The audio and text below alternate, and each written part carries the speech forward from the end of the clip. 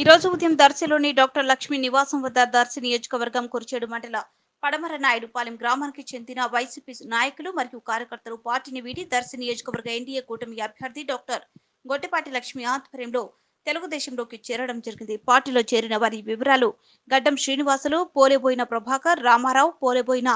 మొగిలి శ్రీను, మొగిలి కొండలు, మొగిలి ప్రతాపు, గడ్డం వెంకటకృష్ణ, ఎస్కే ఇస్మాయిల్, నాగూర్ భాషా, లక్క చిన్న పెద్దయ్య, లక్క వెంకటేశ్వర్లు, వెంకటరాములు, కటారి పాపారావు, నిండాల బాలరామయ్య, పోలుబోయిన బాల వెంకటేశ్వర్లు, కూరేటి అమరయ్య, పూరేటి కొండలు, ఎస్కే మహబూబ్, సుభాని, గడ్డం యోగేశ్వరరావు, పూలబోయిన శ్రీనివాసరావు, రామయ్య, కె చిన్న, వెంకట్రావు ప్రసాద్, మొగిలి కొండలు, కురిచేడు మండలం నాయుడు పాలెం ఎక్స్ ఎంపీపీ గడ్డం బాలయ్య, గడ్డం శ్రీను, మాజీ ఎంపీటీసీ పోలయ్య ఆధ్వర్యంలో 30 కుటుంబాలు వైసీపీని వీడి టీడీపీలో చేరడం జరిగింది.